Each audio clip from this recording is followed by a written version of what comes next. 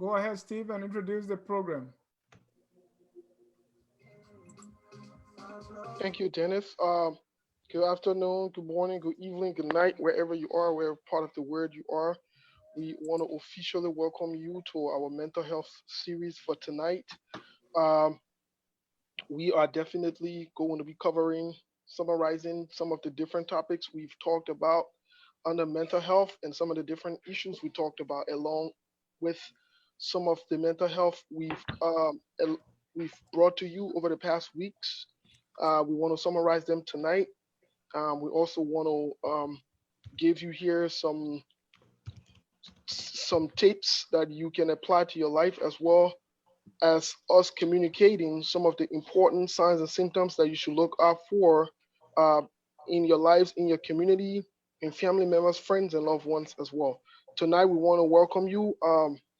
Sit by, enjoy, invite a friend, send out a message, tag someone, and let's learn. Let's learn from one another tonight. Thank you so much. Thank you, Steve. Once again, ladies and gentlemen, welcome to Focus on Liberia. This is a conclusion of our series on mental health.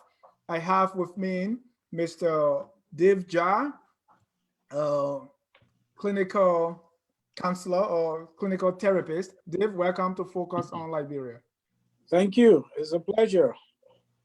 Next, I have a social worker, Ms. Nee Allison. Ms. Nee, welcome to Focus on Liberia. Thank you. We also have a social worker and professor of social work, Ms. Nancy Reeves. Professor Reeves, welcome to Focus on Liberia. Thank you so much, Dennis. Last but not the least, a clinician, Mr. Steve Bolin, aka Moses Moses. Once again, Steve, welcome to Focus on Liberia. Thank you so much, Mr. John. Well, it's an exciting time to talk about mental health. We have been having a positive feedback on this series, and there are a lot of people tuning in. The numbers you see may not accurately tell the story, but we are excited to have you. So let's begin. We said this is the fourth in our mental health series. So we're going to start with the summary. I know there are some people who watch this for maybe one Sunday or two Sundays. So we want to be able to summarize so that people get what this whole thing is all about, where we are now. And then before we begin to, I want to go around the room on the three topics that we've covered so far to get some summary. So let's start with Nancy. Well, thank you so much, Dennis, and thank you to the rest of the panel. I think we've done some very good things here. We've exposed ourselves to be criticized. At the same time, we've been able to bring knowledge and understanding to the viewing public with respect to mental health. And we have not only come with just providing you with information, we've come from not only academic but also clinical background. And most interestingly, we are all Liberians, so that makes it very interesting. But so far, we've covered some wonderful topics on what mental health is. And we've said that includes even the definition given by the United Nations that mental health has a lot to do with our expressions of our thoughts, perceptions, our behavior. Now we need to be very careful here with how we kind of judge people based on their behavior when they aren't diagnosed with any specific mental disorder. But we also talked about the different types of mental health, whether anxiety, panic disorder, the phobias, and we'd also look at obsessive compulsive disorder. But one of the most important things we look at was that of trauma.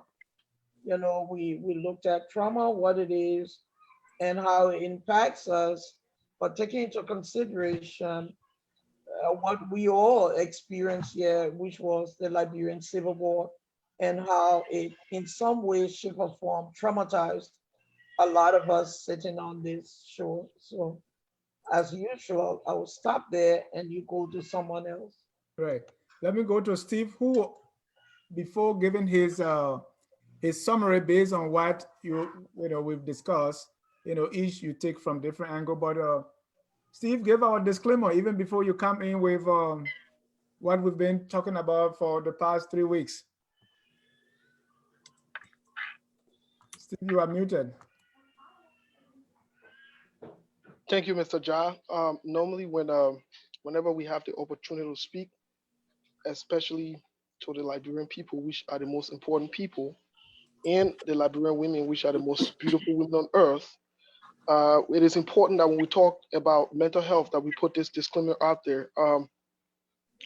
Today, our session again will cover just it's for teaching purposes. It is not meant for treatment. At any point in time, should you need any treatment or so forth, please consult with your doctors or your primary care physician, or you can reach out to either of us on here and we will refer you if need be. Thank you so much.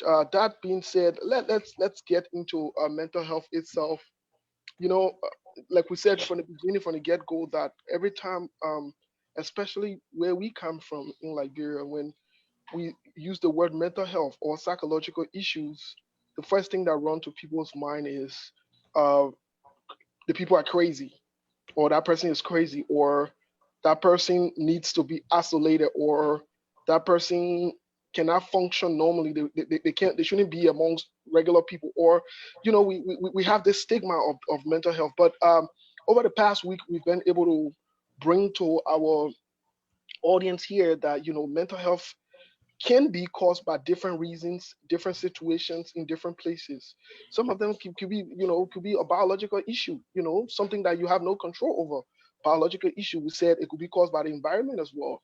We also said here that mental health could also be caused by maybe substance that people take, substance and other things.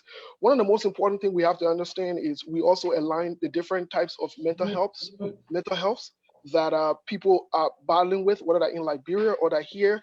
We talked about bipolar, we talk about schizophrenia, we talk about anxiety, and we also talk about depression, which is one of the biggest one that we see nowadays. And we talk about the different age group, the different genders that are affected as well. We also went on to align some of the signs and symptoms, And last week we were able to focus and zoom in on trauma, which I think was very important and is prevalent in our country because more people in our country, most of the people in our country are affected by trauma. And history, whether that abuse, whether that physical abuse, sexual abuse. We talked about the different types of trauma last week. And today we are going to focus more on mental health. Thank you so much. Miss Allison. Yes, thank you, Mr. Ja. Okay, the first week we started off with mental health in a broader context, and we did give the universal definition of mental health, being emotional, psychological, social well-being. We spoke about mental health in a Liberian context, the stigmatization in a Liberian setting, how symptoms are labeled.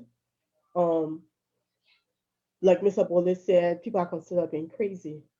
Um, Witchcraft, they demonize you for having mental health issue.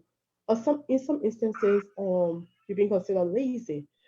Um, and people are being violated. Like people in the street, they say, "Oh, this person crazy," and they get kind of violated. In our Liberian society, we also spoke about the perception taboo acknowledging mental health. That's something that we get into later on, and acknowledging mental health and some of the interventions that were put in place. It being culturally unacceptable. We talk about awareness. How can we get involved? How can we get involved in the system? What our role as mental health professionals? Um, Also, we spoke about the signs and symptoms of mental health. the different disorders. We also talked about trauma last week, the different types of trauma, how it affects us in a society, the common physical symptoms of trauma, psychological disorder of trauma, how it affects us, emotional signs, and many others symptoms and signs of trauma. What are the causes of trauma? Those are the things that we discussed in our previous week. Okay. Let's go to Dave. If there anything that the other panelists left out that you want to include. No, I think they have said it all.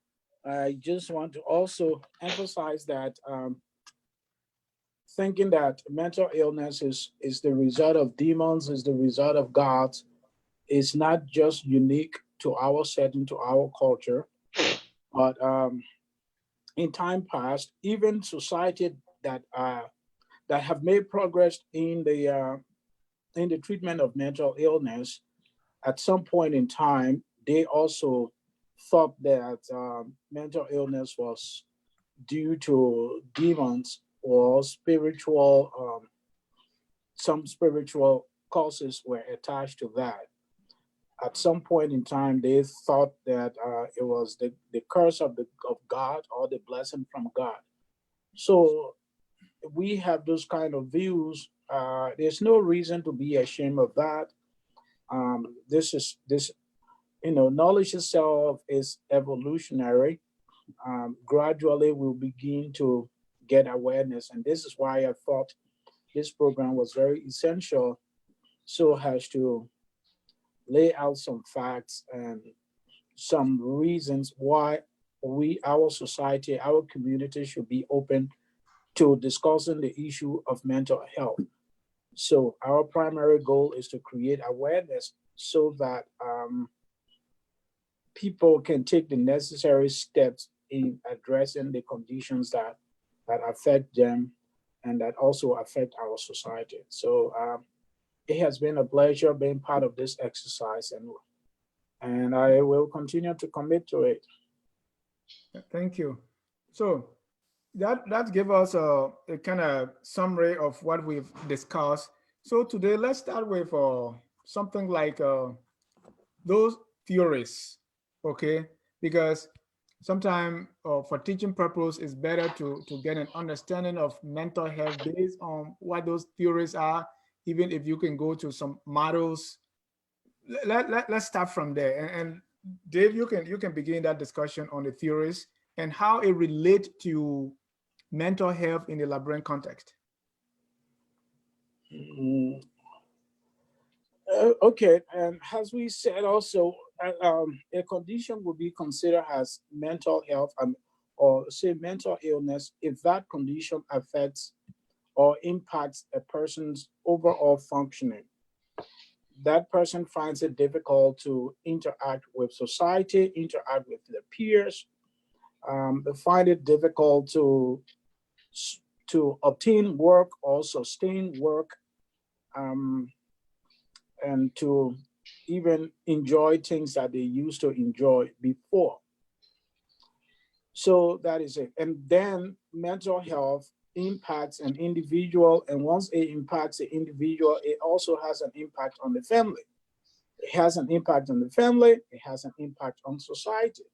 Because if some elements of the society or individuals of the society cannot function fully so that they can fully contribute to the society, that ultimately impact the society in a very negative way. So this is why these discussions are very essential. Now, coming to the causes, um, despite the advancement in technology, in knowledge, and there has been no definitive cause as to the cause of mental illness. We do not know, but there are some inferences that can be drawn as to what causes mental illness. Um, there is a biological belief about it that some parts of the brain are not functioning well or they are over functioning. Like for instance, in people with mood disorders, there are studies that some parts of the brain, like some parts of the brain neurotransmitter produced, that have been produced at some point in time, those neurotransmitters have to, um, such as like the serotonin, you know, um, dopamines, those neurotransmitters have to cross from one part of the brain to another, across the what they call the synaptic cliff. So, in some individuals, due to some brain functions, those neurotransmitters may not be able to cross, and therefore they are re uptaken into the synaptic area, and as the result, those hormones, those chemicals that cannot be transmitted, they may cause some disturbance in an individual's mood. So what am I saying is that there is some biological link to mental illness, okay, such as depression, even schizophrenia. There are studies of twins. Twins, we know fraternal or identical twins raised apart, and there is a 75% chance that even these twins, even if they are raised apart from each other, they were discovered that when one had schizophrenia, it was also found that the other has schizophrenia as well. So these studies and others have given some credence that there is a biological underlying or cause to mental illness. Mm. Um, Okay, good. so, but there are other theories. Even the Freud, Sigmund Freud, has, some of us may know him, felt that a child, a child, through its the child's development process, they certain milestones are not met in their development process, that may lead to some forms of mental illnesses. And there are also a lot of other theories, like the learning theories, the social learning theory, the reinforcement theory, that when people are rewarded for certain things, they will continue to do that most of the time. So there are a lot of theories that point to the cause or the influences of mental illness. Mm. I will Yeah. see the portion to some of my colleagues too. Right. And because I want to see how those theories, or how can we see them manifest in Liberia, in the Liberian community, or even in Liberia. So, Nee, you want to take that Oh, to give us sure. most of Yeah. other theories and how we really see them manifest in our Liberian community? Okay. Also, there are several mental health theories. Dave spoke about some of them. We talk about the Freudian theory, which is developmental and analytical. Behavior theory, which is part of the psychological. It's based on learning. That the behavior that all it's the idea that all behavior are acquired through conditioning, certain condition of modeling. People see mimic behavior. Cognitive behavior therapy is learned. It's something that people are taught. It's a short-term on therapy that I perform provided to individuals based on it's a model that the perception of others. We have humanistic approaches which focus on the worth of other people. Most time when people are depressed, they lost a sense of worth, the interest in everything. We look at humanistic behavior. It talks about the values of individuals, the nature of human beings, focuses on the noble capacity of a person. Those are some of the the theories of some of the theories of mental illness. Thank you. Let me go to Steve. We also have personality behavior. That is it's part of this psychosocial development theory. of Erickson. Thank you, Ms. Nee. Steve, you can pick up from there, and then Nancy will chime in too. Thank you, Mr. Ja. I would have to agree with the rest of the panelists here, Miss Allison and my brother Dave here, that based on some of the theories that they've named, especially humanistic theories, cognitive theory, but two theories I would like to zoom in on here that we commonly see the effect or the impact in our country, Liberia, would be first of all the psychodynamic theory.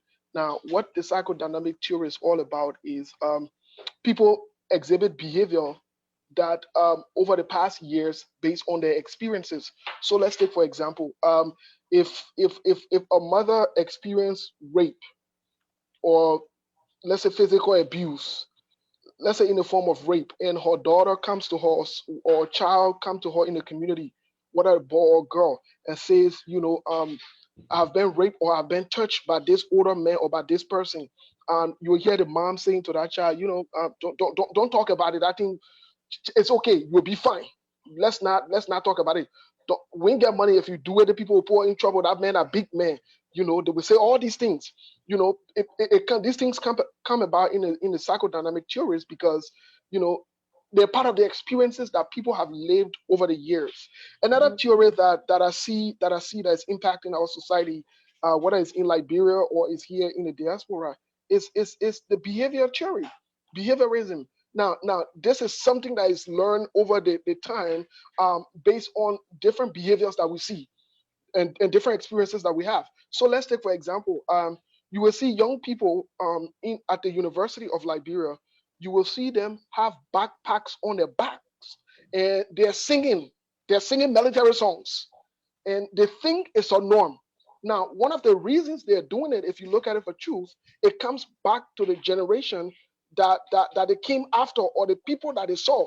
So maybe they grew up during the wartime and they saw that the rebels, before they could go to war, one of the things they did was they sang songs and chanted battle cries. So they think it's a normal way to behave.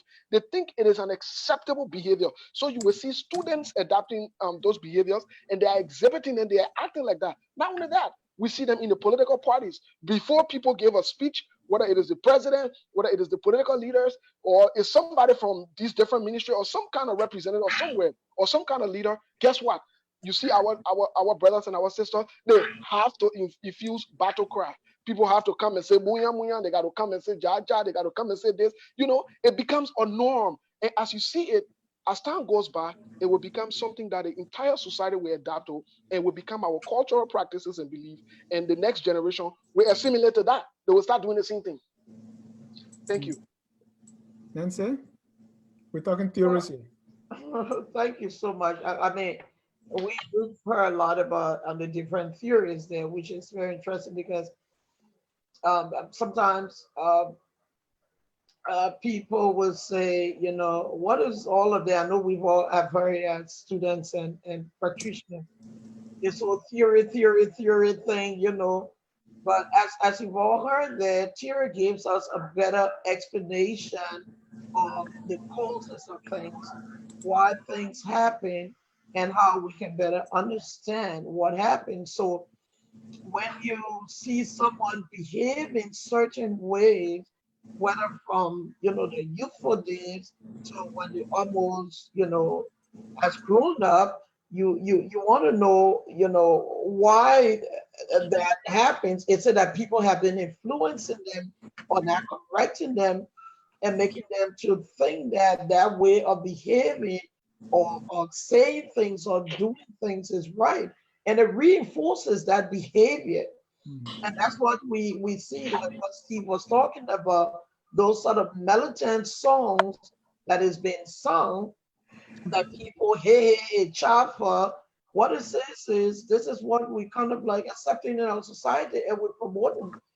So I think I was talking to someone and I said, within the Liberian context, I think we learned that you can pick up a gun, kill people, and become a senator for life. Mm. You can do anything wrong. So long you are violent enough, people learn that through the support. What's going to happen if people walk to the ballot box and say, I am not voting for Prince Johnson because he was one of those involved in this war that killed so many people? But no, you vote for him every time. So all you do is you promote such a behavior. And that's what we have in our society there. And we can talk about a lot of other ones, but another one it becomes a social process. We socialize ourselves to accepting those sort of behavior, and even things like group thing and group behavior and whatnot and what for. But come down to the North American context, we have something like racism and other forms of discrimination that is so systemic.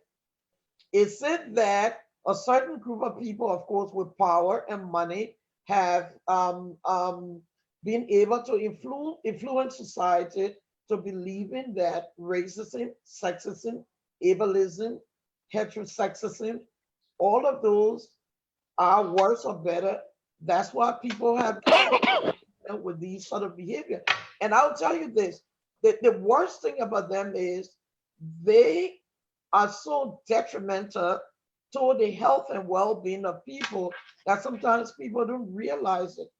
You know, when you promote something like racism in a society or discrimination in a workplace, individuals are so afraid that they will lose their job, they become more terrified when things are happening. So what happens, even to complain about those issues become a problem. But when even they think about the emotional impact or, complaining about it. So then those sort of behavior becomes very systemic. Mm. And that's the fear. And that's what and we will tell you there, social workers will look at how do we promote this sort of behavior. It becomes very systemic, and then we think that as society, it's good. It's good, but it causes a lot of problems. And of course, it can lead to a lot of mental illness with Right. respect to those who've been affected. I don't know if this is a theory or not, but let's talk about the reward and then the reinforcement. You spoke of rewarding people with power that are, violence, and then someone who has killed people one time for election, you say, you killed my pa, you killed my ma, I will vote for you. And then we also see reinforcement where, okay, even in our homes, we see that a child misbehave. And I know, and you tell me where I'm going with this. A child misbehave, a child fights or maybe fight the other little sibling. And then you, the parent, you come and beat them, even though it's the same fighting the day that you said was wrong. So let's zoom a little more on this reward thing and also the reinforcement side of it. Anyone? Okay. You want me? Start? Okay. Okay. Okay, go ahead. Any one of you. Oh, Well, I was saying the reward with respect to elections.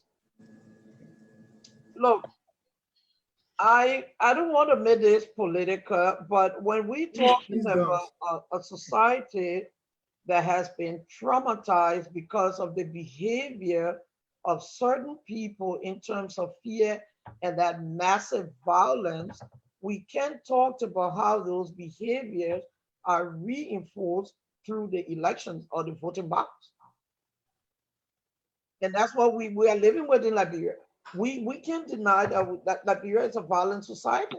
There's a lot of violence. Look, I watched videos on the internet, and I literally see someone kick someone into a dirty water, and that person is in that dirty water. Another person runs in and kicks him in the mouth till he's almost unconscious, and he wakes up and he's dangling and dangling.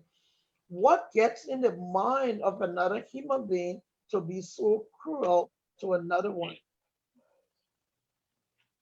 Mm. Now, I mean, if we had a police there to arrest that person and take them over to jail or whatsoever, then you curtail that behavior because if you hit someone or you hurt someone, you will go to jail. Then all of us on this panel know in North America, yeah, you dare put your hands on someone, not even your own wife, right? I mean, you will get one of the worst criminal, what you call, for beating your wife. But of course, in Africa, we think we own women because you pay her dowry, you can beat her. You can't even do it. So are we enabling those sort of behavior that you can be? We haven't even talked much about domestic violence yet, but are we enabling those sort of behavior? Or lead a man, let his wife, let him be his wife. What are we doing? One thing we see, and we see a lot of it on social media, where you must, when you are, when you are, let's say what we are doing now, providing education, not many people watch that, but if you're doing something, acting crazy, I don't know if that speaks to reinforcement to you have a lot of viewers for people that are cursing and doing all kinds of things. Dave, you wanted to come in. Mm-hmm. Yes, let's use a simple scenario, like for instance, how does mob action, for instance, how does it start? Let's say we are at a football game and we cheering a team, and then in that process, one person amongst us wraps up a paper and throws it on the field. Those of us around that person, because that person maybe throws that scrambled paper on the opponent side, those of us around that person, we all begin to laugh. Then, instead of a paper, the next one will be maybe a fruit. He throws that towards the opponent side. And we all on that side begin to cheer for him. See what is happening? That cheering, in other words, is a reward. It's the reinforcement that you are talking about. It's been studied in science, in psychology. That's called operant conditioning. When you reward a behavior, good or bad, that behavior is going to increase. The possibility of that behavior increasing also increases. So that person throws the paper, then it goes up to a fruit, and then maybe a rock. All of us around there, suddenly that behavior catches on because we laugh about it, we cheers the person, and then we join the person. Eventually, it turns into a mob action. But the opposite of that is when that person throws the paper and there's someone amongst them and say, you got to stop. That behavior automatically extinguishes. Put that in the Liberian context. Negative behaviors over the years have been rewarded to the extent that people, young people, older people, can no longer distinguish between what is acceptable and what is unacceptable. It has become normalized to the point that we see cheating, corruption, insults, disregard for the good of the public have been rewarded, maybe directly or indirectly. So what do you think is going to happen? That because of what is being rewarded, people will increase that the occurrence of that behavior. If I go to war, shoot people, and then we go to Banjo or we go to Yamoussoukro, say, oh, come on, we have to stop. Then we distribute ministerial jobs. We rewarded that. Yeah. So what happened? Take, for instance, the NPFL started. We went for conferences. They were the stakeholders. We rewarded them with position. So what happened? Hilimo said, there we come. We're going to get ministerial positions. I mean, I'm speaking about this on a very broader level, but even in our own private life, as you were talking about it, the child cries, you give him candy. What will stop you from crying? The Another child thing. misbehaves, you reward that person.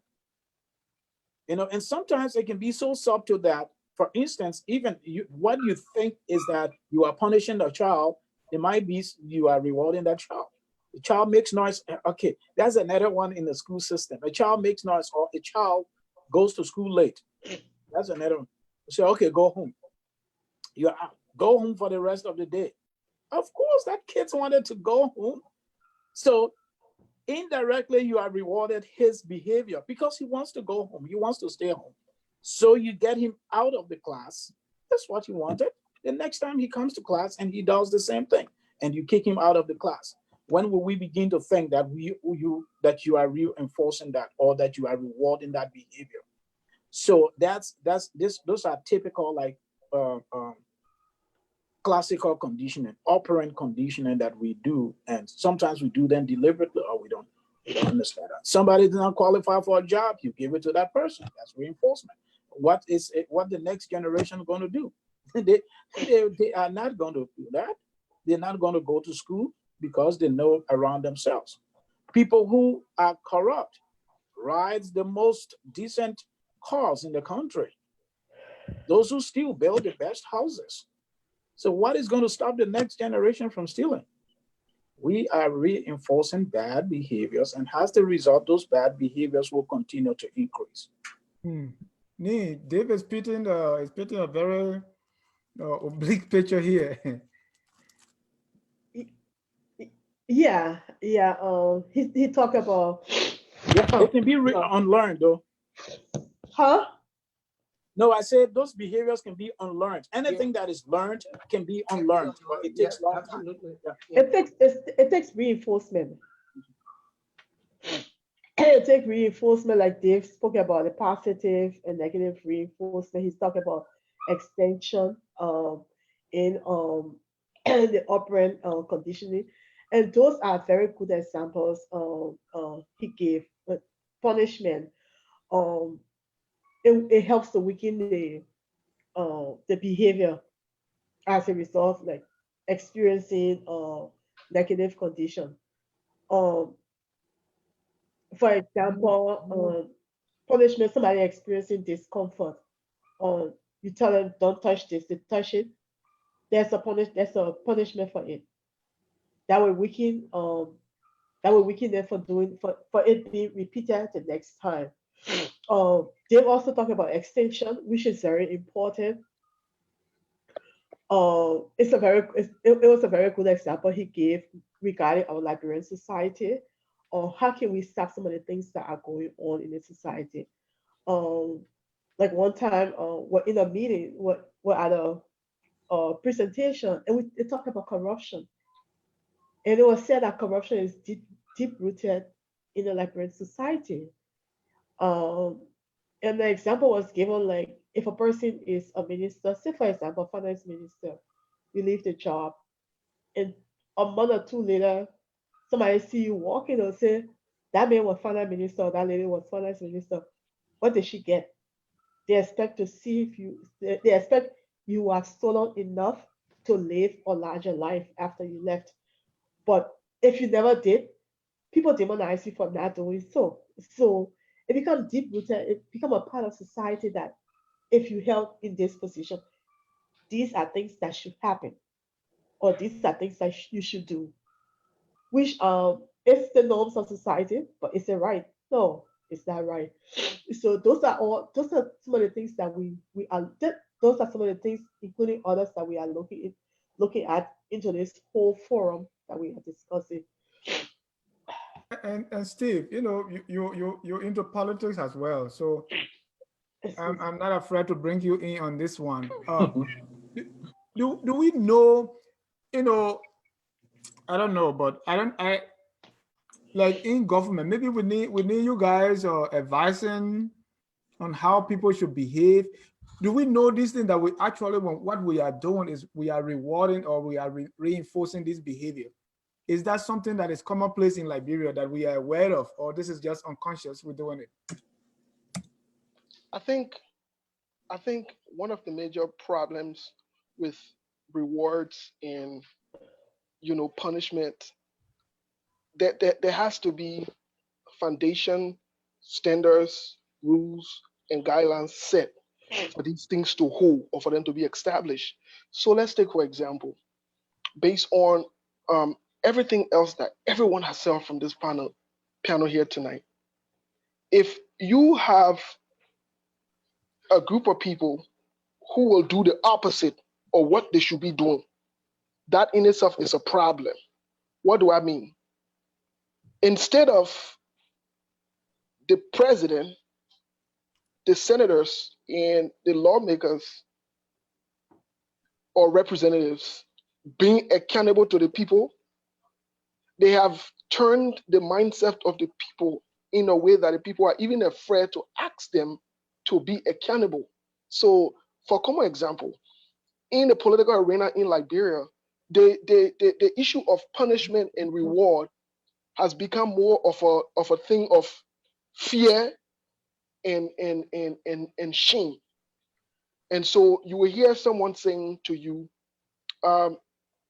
we cannot pursue people who committed atrocity, people who killed people. We cannot pursue them because it's a Liberia thing. Let's talk it on the palaver hot.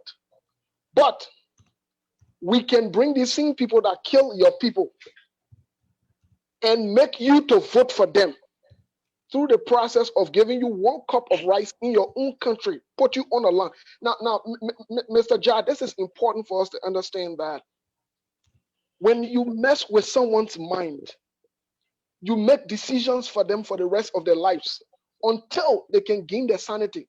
This is not and one of the places I think our people have been done disservice based on everything we've said is through not only politics, but through the church, through the mosque, through the schools.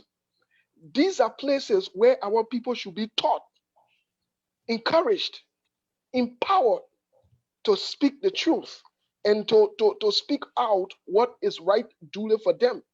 But on the contrary, these are places that have been used to make the people less powerful, to hold their leaders unaccountable. And so you have this society now in Liberia where there is no punishment, there is no rule of law. So it becomes a case by case basis. So we can choose who we will punish if we don't like them, or if they're not in alignment with what we want, and we can choose who not. And this goes across the board, both the opposition and the ruling party. You will hear somebody saying, "Well, Aunt Ellen did the same thing, so why should we do this? And this person did that, so why should we hold them accountable? And this person did this, why should we?" The question to all of us is, when do we start the issue of accountability, punishment, and reward? When do we start it? In Liberia, I hear everybody saying on social media truth. Bad people are rewarded. Good people are shown the way they're not rewarded. They see good people as stupid people. As a matter of fact, can you imagine that? We've come to the point where in Liberia, good people are considered stupid people. They don't know. Yes. So that means I heard one of the panelists saying the fabric, the little children, they see that based on some of the theories we talk about. They see that as a way of life now. They see being crooked as a way of life. Can you imagine, Mr. Jah, you labor in the country, go to work, take your hard-earned money, send it to family members, loved ones, and friends, and say, "I want you to build us a house, or put this money into business." Because that family member grew up knowing that you have to crook people, even when you don't have to, it will benefit you. In Liberia, the mindset is you must crook people to be seen as you smart. So that family member, to their own detriment, will crook you. Take the money you send, use it for the purpose it was not intended, lie to you. And when you catch them up with it, it becomes a problem. They see you as the problem instead of them addressing that problem. So this issue of rewards and punishment, I think our people, for them, is the opposite. They've turned it around. Where they're supposed to punish, the reward. Where they're supposed to reward, they punish. So then there's not a balance for us to move as a normal society to achieve some of the things we're supposed to achieve. Thank you. But Steve, this is not only in like people that don't know better. Let's use our diaspora where we're supposed to be this intelligent class. How many of us are drawn to programs like this? So those of us who are doing a program like this, we are not rewarded, right? But someone who is doing a G's and fries or cursing program is rewarded. And who are the people rewarding them? Maybe some of the people we think should know better. What do you say to that? So I will come to say to you, it boils down to some of the most important things we've talked about on this platform. Let me say this to the Liberian people. Sometimes when you've grown up or when you've been taught that drama, noise, confusion, disrespect, dishonor are the only way of life or the only things that you can do to make you feel relevant, that's how you will live. Even if you have acquired education, you revert to that until you can get help. So education, let's be clear about it. Education does not necessarily dictate our behavior. It will not be able to tell us not to get involved with drama, not to get involved with lies, not to get involved with this. Position, people holding big position does not dictate their behavior. What dictates their behavior is fundamentally how they grew up. What do they know? All of these things, their outbrings. So let's take, for example, we are considered as the civilized Liberians. But the question to you and I is this: before most of us came to America, before we acquired education, how did we grow up? What is our past? What are some of our past history? What are some of our experiences? What did we experience during the war? What our parents experienced? Do you know that even in the United States, apart from all the drama, do you know that some of our mothers, our sisters, they see a man beating them as a normal thing? Do you know that some of our sisters and our mothers in America have their children abused and touched, and they can't call the police because they have the mindset that it used to happen to my mom before, so it is a normal thing. Not only that, they have the mindset that I don't want to lose this man. I don't want to get this man in trouble. I don't want to do this. I don't want to do that. And so we have transitioned here that even as educated as we think we are, or as we believe we are, we still live like that. So we need to go back to the basis. The basis is we need to start addressing some of these things. And most of these things, they will stem, people don't understand, they will stem from some of the signs and symptoms we provided for some of these mental illnesses that people have that they have not addressed over the time. Thank you so much. Thank you. Nancy, how can we address these issues now, especially as mental health professionals? How do we help our communities and our country? Thank you so much, Dennis. Just before you go there, I would just say one word that Dave said: we need to unlearn. And again, as my colleague there, Lee, would tell you, in social work, we talk a lot about unlearning learned behavior. The thing in Liberian society that says corruption is an ingrained born tendency that we cannot get rid of, we need to unlearn it. Because the thing here is we need to look at the impact it's having on society. And not only corruption, even violence. But we look at corruption here. I would look at it sort of deconstructed from a social, a political perspective here. When you steal money from the government that could have been used to develop programs and services for people, you deny them access to important resources that could better their lives. Take example, going to school.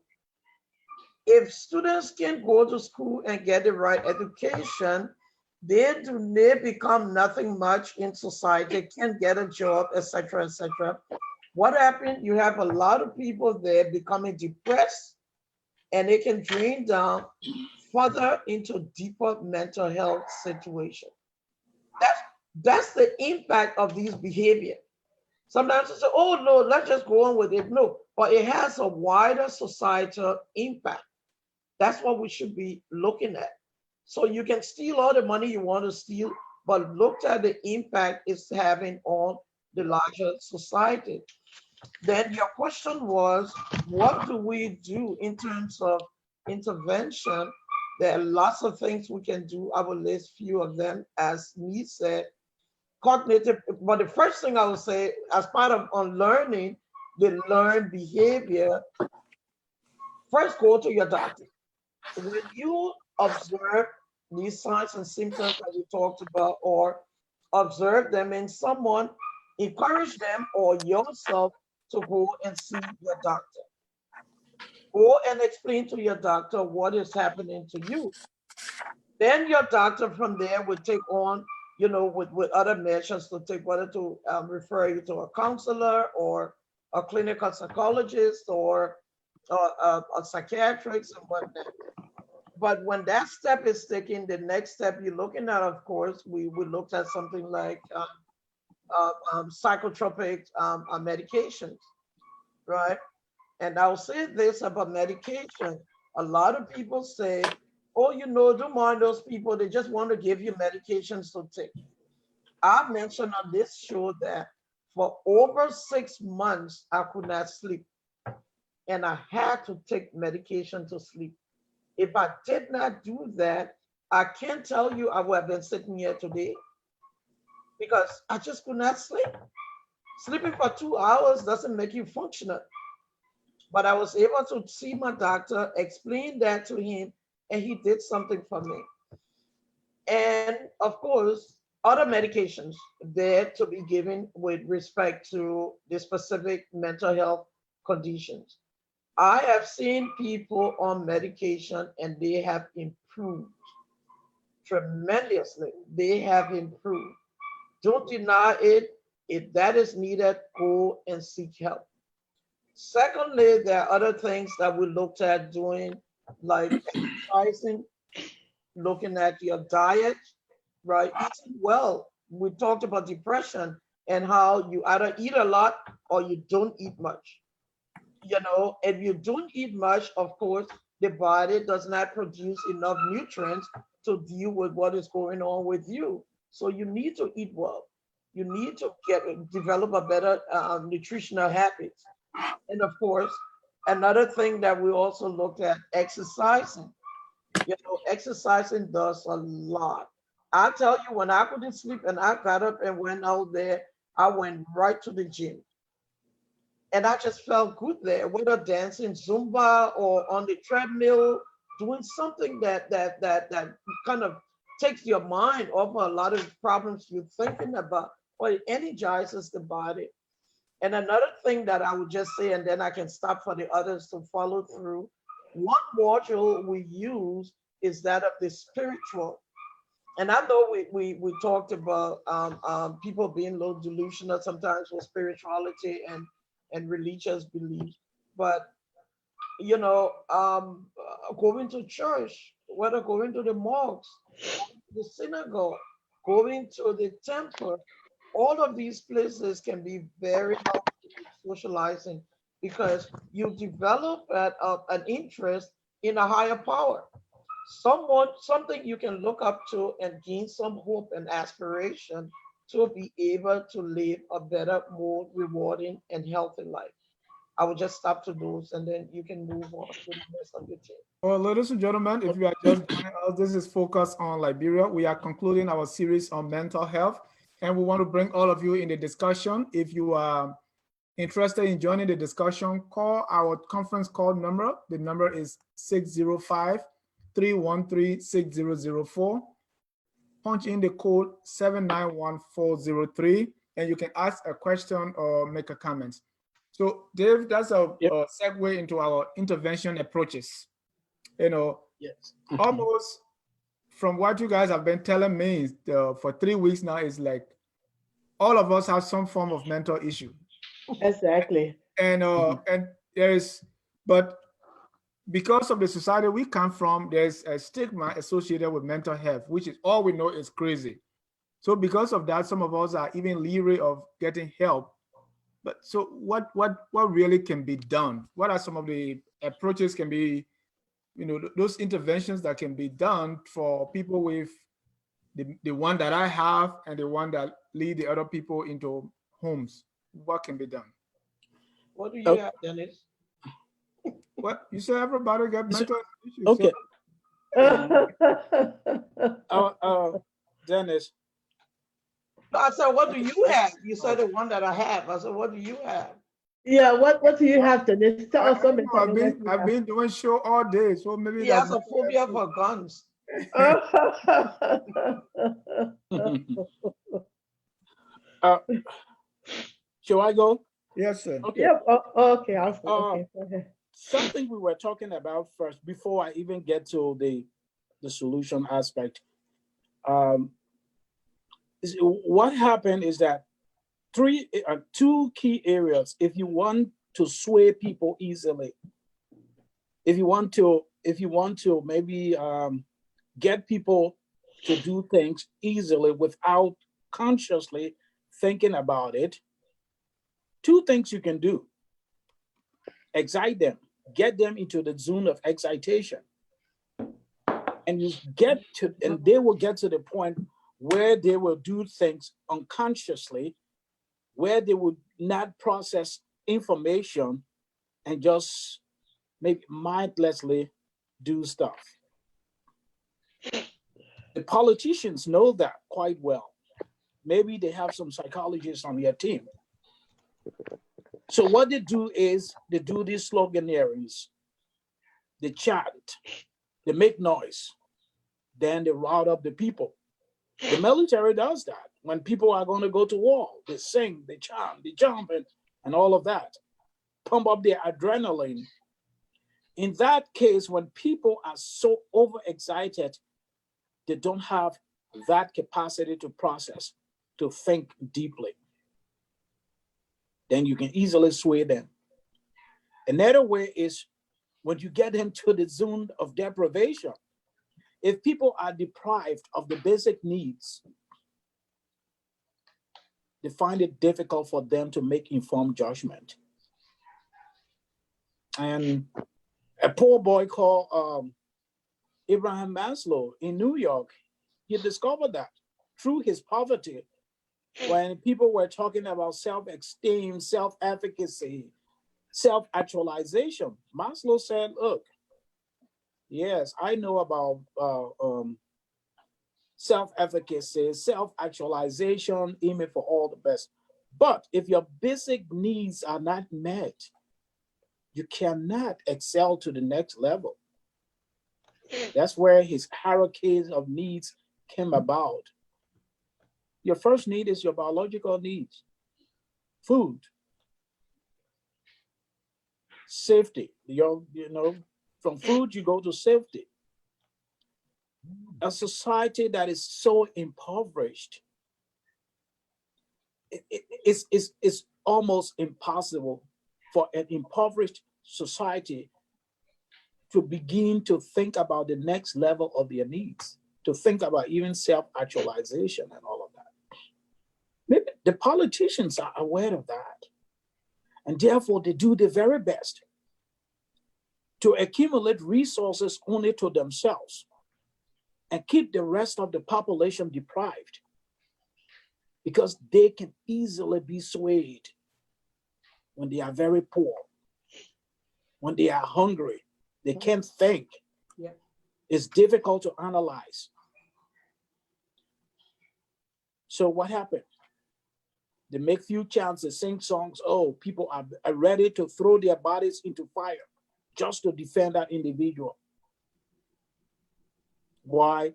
Because they don't have the capacity at that time, because of the impoverishment, for them to process information, to think, to use their best judgment. If you are deprived of nutrition, you can't think. Your brain can't function that well. You cannot compete with other children that are well served. That, as Steve was said, that's a fact. Okay. So as you talk about solutions, I think the solution first will have to start with creating awareness. Mhm. I know it's a very difficult, it's a tough process, but it can happen. Let us create awareness that mental health is real, it's true. You don't have to be in the street, stark naked, and singing delusional songs or whatever before it is considered mental health. So this is why we don't even refer to it nowadays. It's not like about mental illness, but let's talk about mental wellness. Okay. So with that education, the awareness about your physical well-being, your mental well-being, awareness about your nutritional well-being, and then we also build trust within our society. Let us as maybe practitioners, as those who try to help, we have to build trust with the people. We're not going to go to them to demonize them, to call them crazy, to denigrate them, but to be a partner. So you have to join with them. We have to join with people. There are some values of our society that are very essential, that are great. We have a kind of a collective, cohesive society. We can utilize that kind of that cohesiveness, that collectiveness, to empower people. Okay, so that's another one. And then with the awareness about going to a doctor, going to a psychologist, going to a psychiatrist, so also be able to talk to friends about what you are experiencing, someone who you trust. Build network with other people. It can be through your church, through your various organizations. Okay, all of those institutions have a role to play. They may not be informed psychologists, they may not be social workers, but they can play a part. Just they can play the little part that they can. We're not asking them to become doctors, to become psychologists, but just bringing people together to understand that there is mental health, or there's any kind of an illness, and to help us and everybody create that awareness. Okay, then with that understanding, with that interaction, we can move gradually to bigger issues about what needs to be done, about the big psychotherapy and all of those things. But first, let's start with education. Let's start with building communities. Let's start with building cohesiveness, bringing people together, humbling ourselves, going down to the trenches and letting people know that we are there for them. It's about them. It's not about us imposing our values and our beliefs on them. I will stop that far. Miss Allison, have you really seen this thing work? You counsel someone, they're well, what assurance, what can you tell someone who, first of all, is in denial that mental health doesn't exist or is not real, and this was caused by, maybe I didn't do this, or XYZ, I didn't, it's God or it's demon or it's witchcraft. And what are some, from your experience, does this work? Getting someone mind changed from something that they believe. Um, it does. Like Dave said, awareness. Most times, it comes from within the family, not wanting to accept and not identifying on the illness, because the first people to notice anything of a person is the family. That's where it begins. So oftentimes, illness go on for a very long time. People don't receive treatment because one, they are in denial. They refuse to accept what is going on. Um, they often reject. Um, they often reject help because they don't want to be stigmatized and all of those things. So, hold on, hold on, because of stigmatization. So, it requires investing a lot of time into creating awareness for people. Um, they don't want to be labor. So once they agree to treatment, the job is not done. It calls for um, ongoing treatment, ongoing uh, education to minimize the negative stigma surrounding mental illness for the individuals. there's a lot of treatment. Nancy talk about medication. We'll talk about treatment, different models of treatment. Why don't people seek treatment? That's one of the things. The stigma surrounding it. It's a long road to recovery for individuals who are in denial. Um, it can be simple illness. It could either be schizophrenia, depression, whatever. Once you're in denial, it becomes a longer way. Once you accept treatment, you open up the avenues to getting healthy. And treatment includes so many things. It can be therapy, psychoeducation, medication management, all of those things that can be taken into consideration. The job is not done. You have to make follow-ups, what we call case management, on routine psychiatric appointments, on case management appointments, all of those things to keep the person in a loop of things, making sure they're taking their medication, making sure they're seeing the doctors, psychiatrists, making sure they see the case manager to make sure everything that they are required, they are following through on the treatment plans as they should.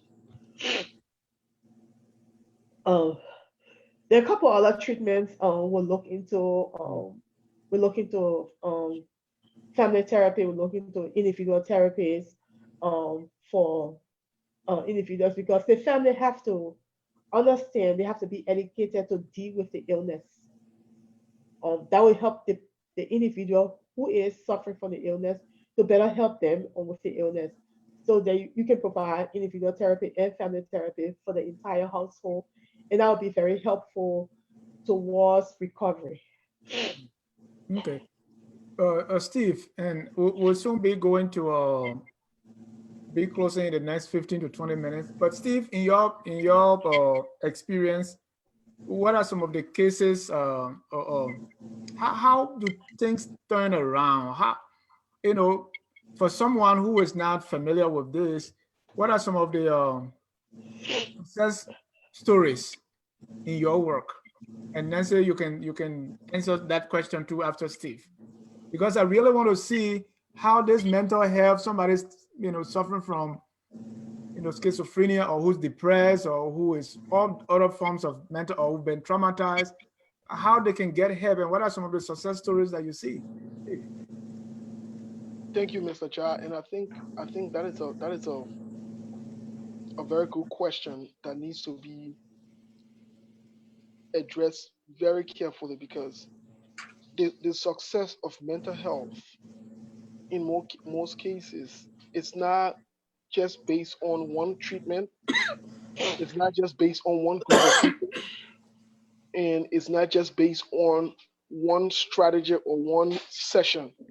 So let's take for example, the success of mental health has to incorporate different aspects.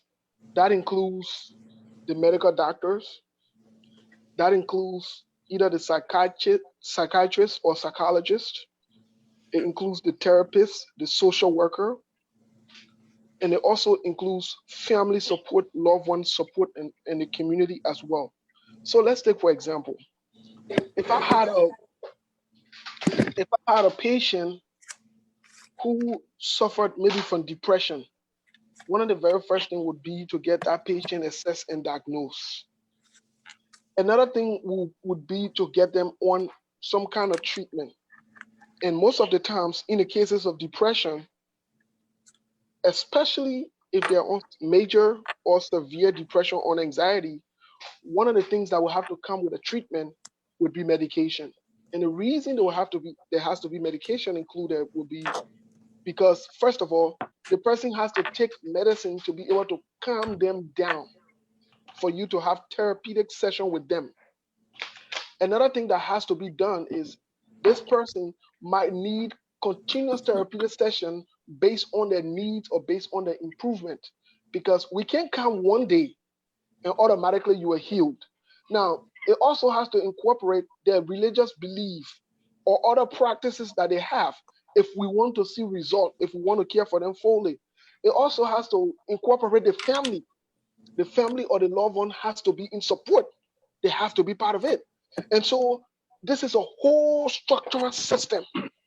The social worker has got to be there. So let's say maybe the person, one of the things that will bring about the anxiety at that time is because maybe they don't have a place to live. So they get very anxious when they think about it. Or so you will need social worker to be able to help them in that direction. You will need social worker to be able to help them in different aspects of socialization and other things. You will also need there are some other groups we call the case managers. Case manager help them with different things as well. So it's not just a one shot hit or one group of people work. It's a holistic work that has to be done. And once that's done, I believe that's where one of our problems in Liberia stemmed.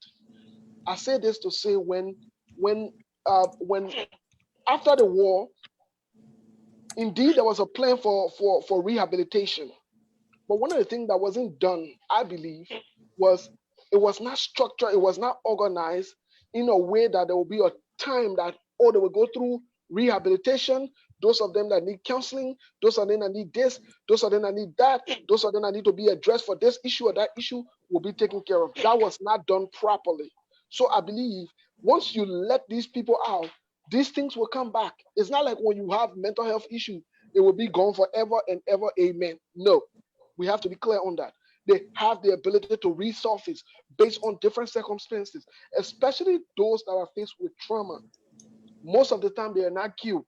They have to be taken care of, and sometimes it has to be in a timely manner. So at the end of the day, I would say to you, there is not just one set that we can do to address mental health issue. Sometimes it has to be a continuous treatment. Sometimes it has to be periodic, but we need a lot of resources put into it. Let me just be very frank with you.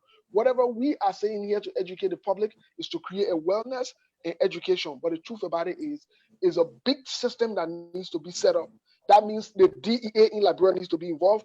The hospitals need to be involved. The community needs to be involved. Even the government needs to be involved fully in order to not only financially, but they have to support it. Bills have to be passed to ensure that this happens, that happens. So it's a big thing. It is not just come in today and get treated and go home and you are okay. No, that's not how it works. Thank you. Just briefly. Okay, thank you so much, Dennis. I mean, everyone have said some very good things there, and I'm not being biased, but I listen a lot to my colleague social worker, right? But to tell you, I have seen. I mean, when I look at the list of clients I've seen, it's just so long. I mean, you're talking about some days I got about 5 to 7 or so with different issues. And I'm happy to say that after about 5, 6 sections, you can start to see the changes in people, right? Unfortunately, I am not very impressed with, as I would say, Black people because they don't really seek much help. Does it have to do with our sort of cultural beliefs? I don't know, but we've talked a lot about it yet. But if you ask me for some success stories, then Right. But hold your thought there, Nancy. We have an overseas caller to who wants to join the conversation. Caller, your name and where you calling from? Yeah, my name is Joseph Uweyu. I call you from London. Joe Uweyu? And, Joseph Uweyu. Joseph Uweyu. Oh, Uweyu. Okay, Joseph, thanks for calling. Yeah. Your question or comment, what's your contribution? Okay, so I work here as a mental health professional in the UK. And so I got interested in what you guys are discussing and I got experience in it. And so I just wanted to give a little contribution to what you guys are saying. Beautiful. I really, I think I'm in line with all of what the multinational, multidisciplinary are saying. One of the things I agree with is from the gentleman there, where he said bills have to be passed. Because if you don't have bills, you can put people, for example, on sessions. People who refuse to agree that they are mentally ill, for example, in the society. because there are things you need to do to be able to know that somebody is mentally ill. For example, there's something called the mental state examination. It is done by a psychiatrist. If that is done and the person refuses to accept that he or she is mentally ill, and that poses a threat to the society. Now, how will you treat that person against his will? So here in the UK, we've got sessions that is supported by the government. Okay, in the UK, I think it's Section 2. I think in the US, it's Section 12 or something like that.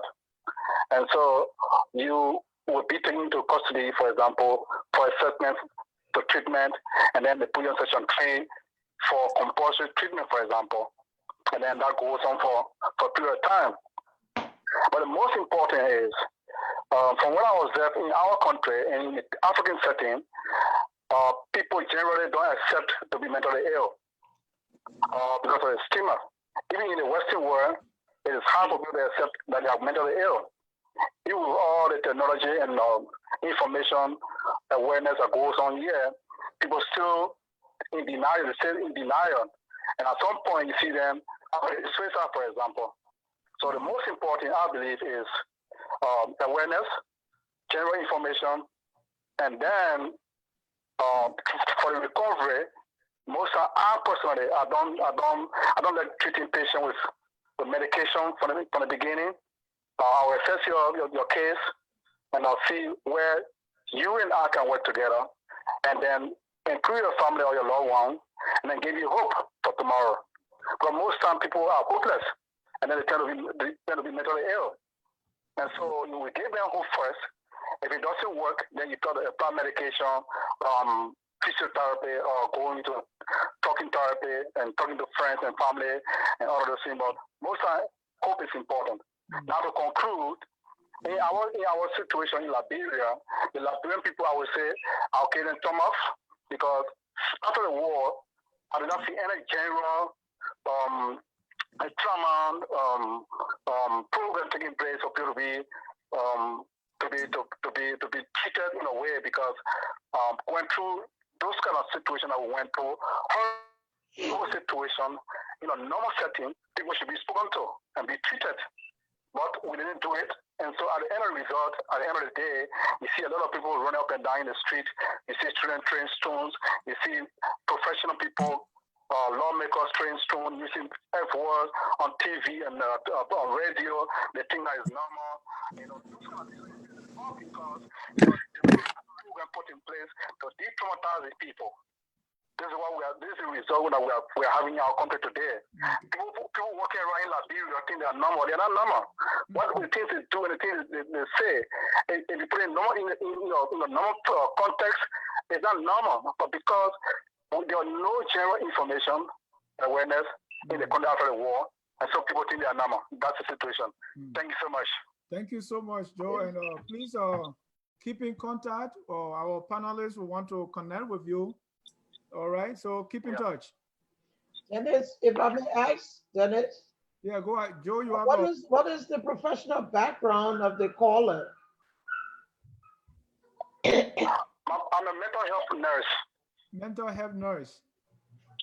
Okay, so do you prescribe medication, or the doctors or psychiatrists prescribe medication?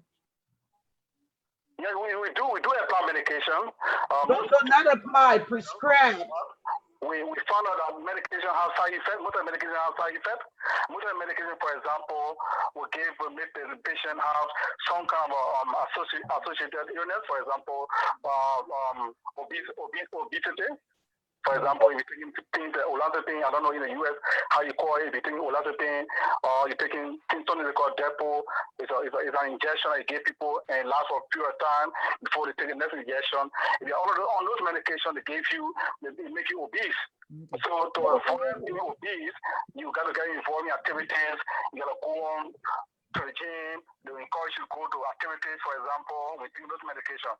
Now, if you don't take those medications, the next thing that will happen is you get bigger, and then the next thing happens, you get diabetes coming into play, and all those things. So we encourage them to get involved in activities, for example, when they're on medication. But Dennis, just a bit, please. Hold on, we gotta move on. that is medication with some other activities. But what I'm asking the caller is, We will connect after. We'll connect offline. okay, Okay. so Yeah, I think if I heard so the it, question you asked me, if I heard the caller there, say he said, they have psychiatrists that prescribe medication to address that. He Yes. does. yeah, but what I heard him say is this. Uh, If the psychiatrist prescribe medication to a client or to a patient, I hear him saying we discourage medication. That can be very dangerous he because said he doesn't the, like. the psychiatrist has assessed that patient and prescribed medication. In most cases, the psychiatrist will say you can take your medication because he's talking about obesity and exercise, but you can't discourage the patient from taking the medication prescribed by the psychiatrist or clinical psychologist.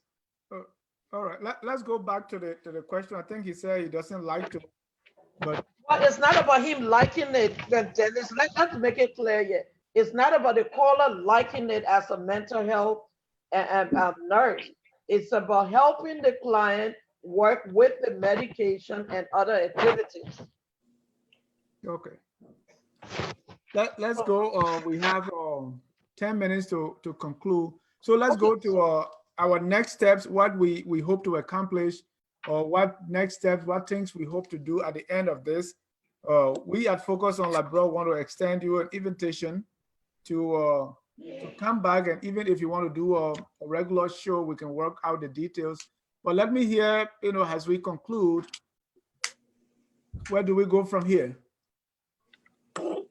Okay, Dennis, before we get to where do we go from here, one thing I forgot to mention when you talk about working with individuals with mental illness, um, some of the results we hope to see.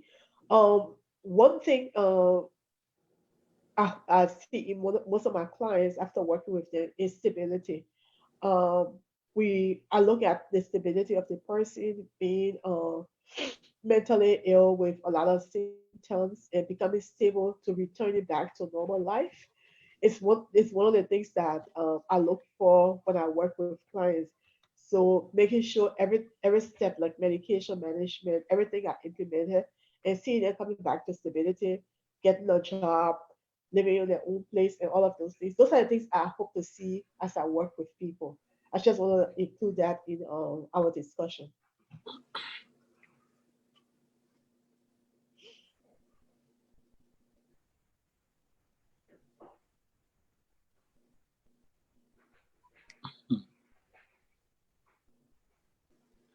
What happened? The moderator went off. I don't know. Okay, Dennis back. Okay. If Dennis? it's not on, we can. Go ahead, Dave. Okay. I'm on. Okay. Yes. As everybody was saying, the key thing, research is out there. The key for even for people doing well in their treatment, in psychotherapy, the number one thing based on every research is that what we call the therapeutic alliance. That includes rapport building. What kind of relationship do you have with the patient? What relationship do you have with the individual? And I think this cuts across even every spectrum of life, especially when you are working with people. You first and foremost have to establish a better working relationship. Some call it rapport building, some call it therapeutic alliance. And that is not only just in psychotherapy, I think even in leadership. One of the problems that we have in Liberia is those who find themselves in a position of trust, in positions of privilege, they disconnect from the people. They don't see the people as equals. They don't see them as people that they are working with, that they are working for. But instead, they see themselves as masters, as small gods. And that can be traced to our history as well. Generations after generations, Liberia has become a society that's set where those who find themselves within the upper echelons, they discriminate against those who they consider underprivileged, uneducated. So, in order for you to succeed in psychotherapy, in your primary thing is relationship.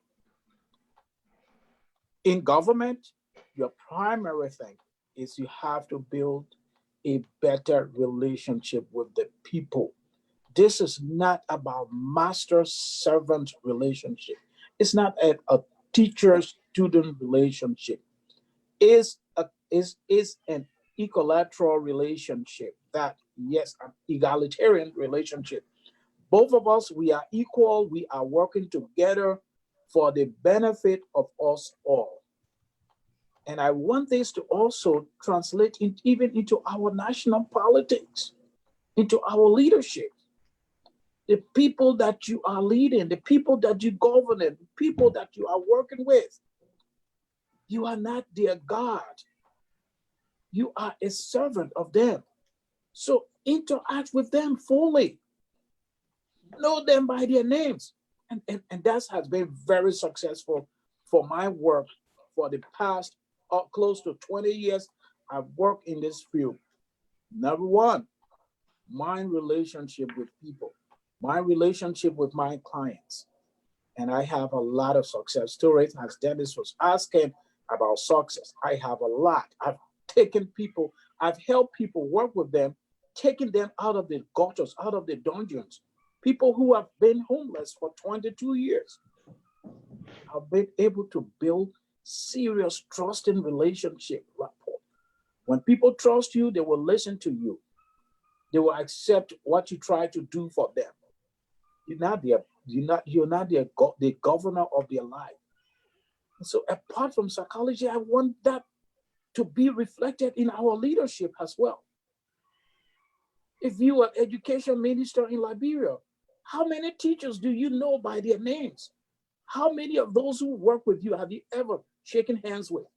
How many of them have you ever sat with to talk about their work, about their lives, about their family, about their children? We don't do that in Liberia. Most of our folks, they are like gods. You know, I grew up in a village, so I really had a serious experience of this, where you wait for a superintendent for days and weeks, and they'll never come to the people. They are so supreme, they become gods by themselves.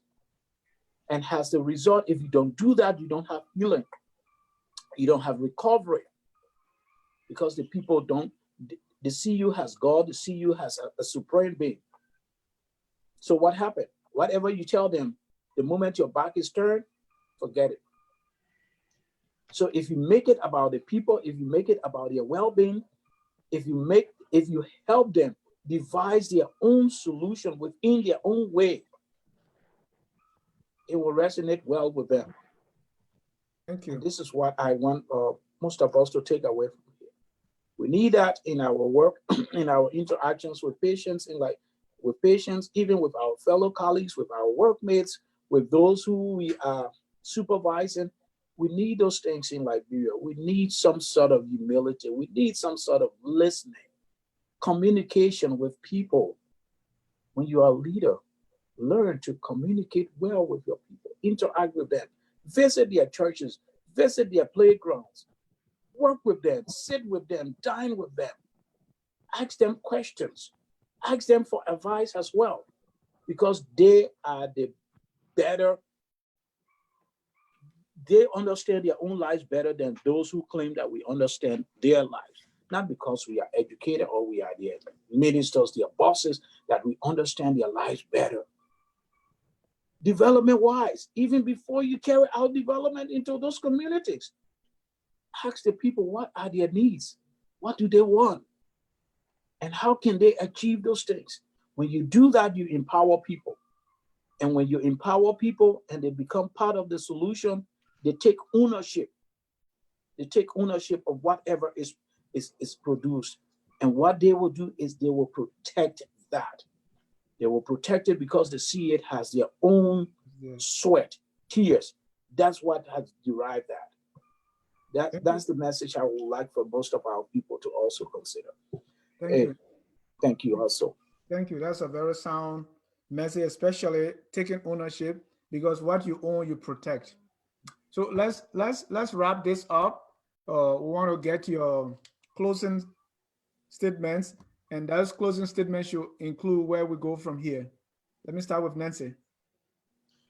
Well, thank you so much, Dennis, and thank you to everyone for the time. We've all been here. We've taken a lot of time every Sunday. But I will say, as I've spoken to some members of this panel, I think we should get this into some written document.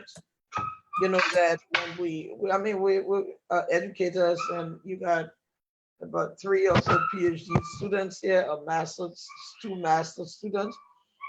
So I look forward to seeing a written document in what we have been saying, and then move further with it. As we can see, there's a lot of need for mental health awareness in Liberia, taking into consideration the impact of the civil war, but also looking at the fact that the fact about the cultural beliefs around mental health. I think that's very important that we need to look at.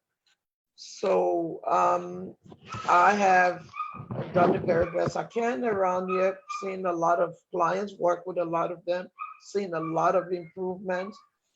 I mean, jokingly, one day I had a client and a husband rebooked, and I just thought, oh, okay, I look forward to seeing them. But they only came to tell me that things were going on so well that the woman had gotten pregnant, right? So, I mean, when you come from the stage of no sex, for 1 month to where people are now having sex and getting pregnant, a couple I'm talking about, then things are going on very good, right? Kudos. So that was very good to hear, and on and on. But the story is successful. Seek help. The awareness is important, but we need to also seek help. And until I can speak to the last caller, Dennis, to really clarify taking medication and doing some other activities, right? I would say to viewers of this show, when you have gone to your doctor and been referred to a psychiatrist or clinical psychologist or so forth, and you are prescribed medication, take your medication. If there's any side effect, go back to the psychiatrists or clinical psychologists, whosoever prescribe those medications, and let them know what your side effect is. Don't just go turkey on your medication. Very important. So that's what I would say for now, and I'm not very happy for being a part of this. Thank you so very much. Thank you. Professor Nelson, what is cold turkey? People in Liberia don't have turkeys there. Is it cold chicken or what? It's cool. I mean, it's a term that we use in Canada here, where you just abruptly stop taking your Okay. medication. It's because the side effect. I mean, it's like pneumonia and antibiotics. Mhm. It's like pneumonia and antibiotics. If you taking antibiotics for pneumonia and all of a sudden you stop taking it, or you even don't continue the dosage, that bacteria can come back very forcefully, right? Okay, yeah. So before you stop taking that medication and say, I'm not taking my medication, I'm going to go to church. I always say to people, God made doctors. God made the physiotherapists, the occupational therapists, and all of those. Take your medication. If there's side effect, go back to your doctor. Thank you. Miss B, your final thoughts? Where do we go from here? Lee? Miss Allison. Oh, okay. Like I share the same view with Nancy. We should get things into a context. Another thing I feel the next step would be maybe creating awareness in Liberia, like a symposium if we can, identifying common symptoms, awareness for the illness. Those are things that would be very necessary. Helping up in school of social work in Monrovia, just providing services as needed. With the radio station, I know you mentioned during uh, the first show that at that time it was just the show was just in the infancy and we couldn't afford to pay to get go live. Maybe that's something we can start from now on. If we could afford it, make sure it's live in Liberia. All of those will create awareness, and then we can move to the next level. Thank you, Miss Allison. Let me go to Dave before Steve. I like Steve to be the last because we thank him also. He played a role in coordinating this series, and so Steve, the big man here, he will talk last. Go Yeah. ahead, Dave. Oh, I'd just like to extend my gratitude to everybody who pay attention, listen, and also to the EvoL family, to my fellow panelists, for the for the relationship that we have developed over the course of these weeks. This was quite informative. I love it. I enjoy it. Moving forward, I think we should not. It should not just be all talk. We should, as Professor Reeves have suggested, we should put these into some documentation.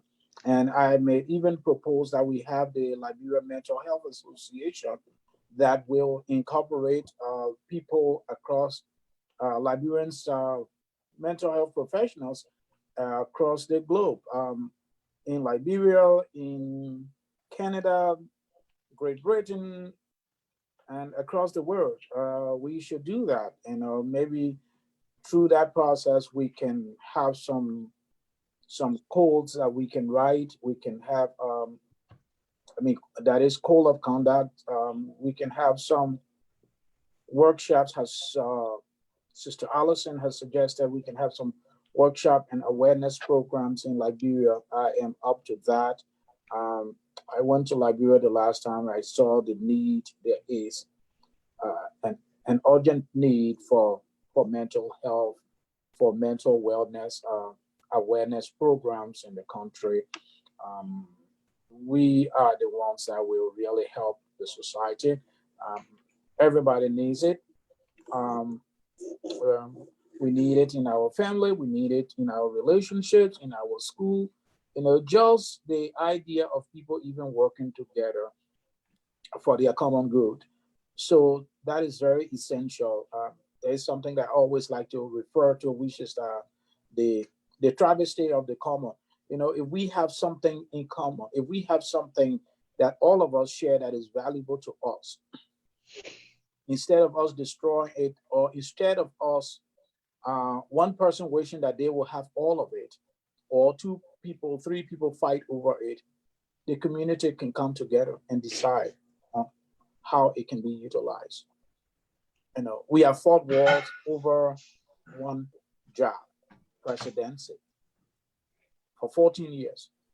Why, if we have come together and say, all of you politicians come together, those of you who want to be president, come together and let's have a rotational, at least for, we could have spared ourselves. We could have not had 250,000 people dead, for nothing. So that's what, there is always that travesty of the common when we have some shared commodity. The best way to utilize it is for people to come together and decide on how they are going to utilize that particular commodity. But instead, if it's we don't take all, one person, I'm going to trample upon everybody and then get it for my own good and then for the good of maybe those who are who follow me, that doesn't do well for the society. And such societies eventually disintegrate. So this should be an awareness for all of us that we have a shared responsibility and a shared commitment. And that commitment should be to our fellow Liberians, to our country, and how we can preserve it. and don't repeat the mistakes of the past again. Never. Amen. Thank you very much. Thank you, Amen. Dave. Amen. Steve? Thank you, Mr. Ja. I want to say thanks to Allison. I want to say thanks to Nancy and thanks to Dave. It's been a good month of informing, teaching, educating, and creating awareness to our people about mental health. I also want to say thanks to the Focus on Liberia family Excuse me. who has afforded us the opportunity to uh, be able to communicate with our people, to educate them, and to disseminate the information about mental health. In this open manner, I like to endorse the idea of us piling up some form of documentations on some of the discussion we've had here, should in case the government of Liberia or any institution um, need it or want it or want to call on for our professional help, we will avail those documents and avail ourselves if possible. But I also want to say to focus on Liberia family here that I think it is important that we incorporate this aspect of the program, maybe either monthly, to have a discussion about any topic that relates to mental health, substance abuse, psychological trauma, whatever it might be that has to do with the mind. The reason I'm saying this is because this is an ongoing, everyday thing that we see in our community, in our society, both in the diaspora and back home. And one of the things that we can do to keep this conversation going, it's not to create this Liberian mentality where we will just talk about it and just leave it. Because, mind you, after a few weeks from now, some people would have forgotten about this. Some people would have forgotten about this.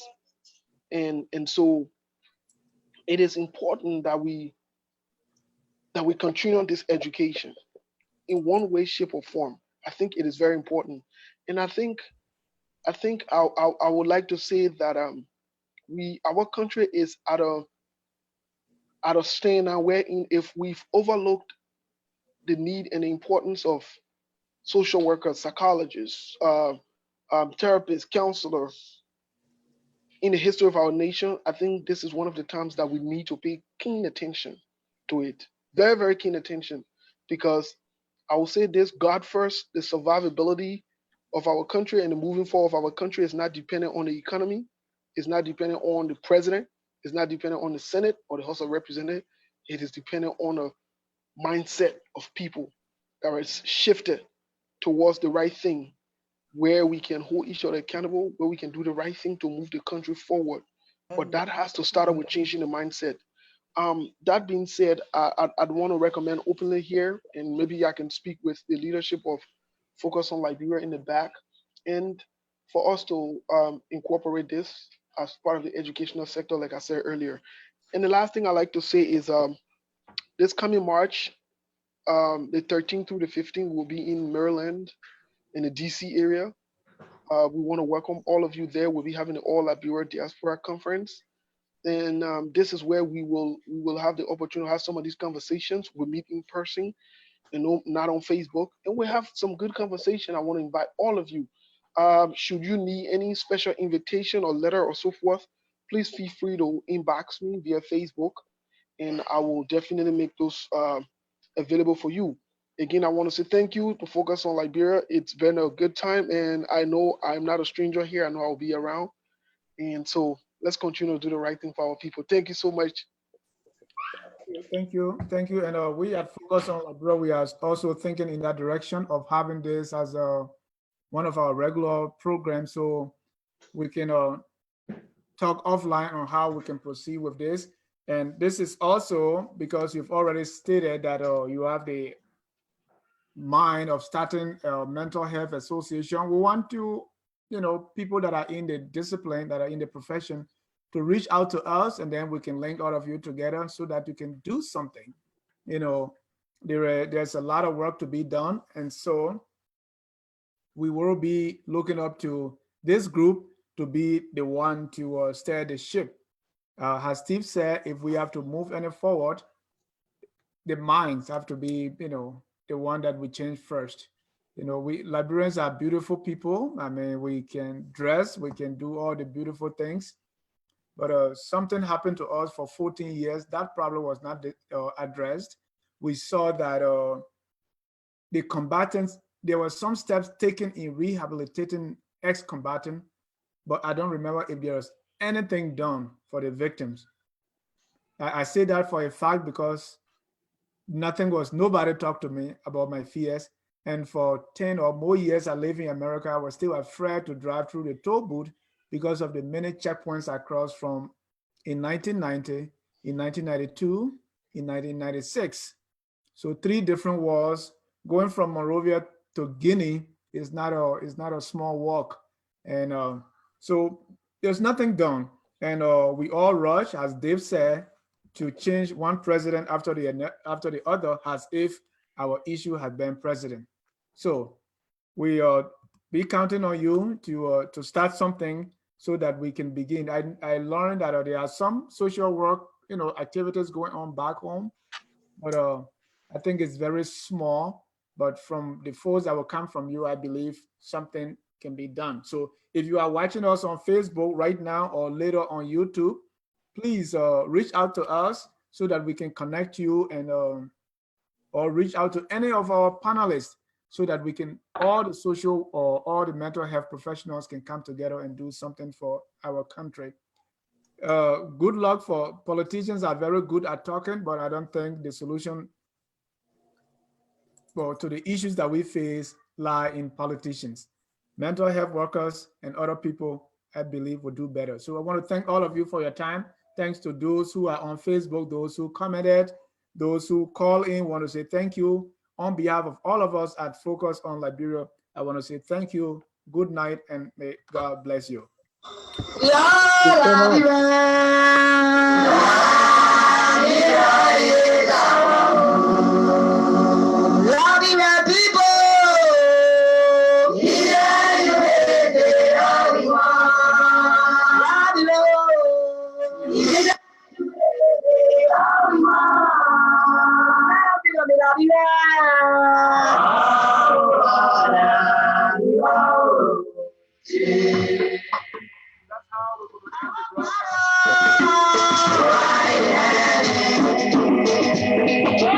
how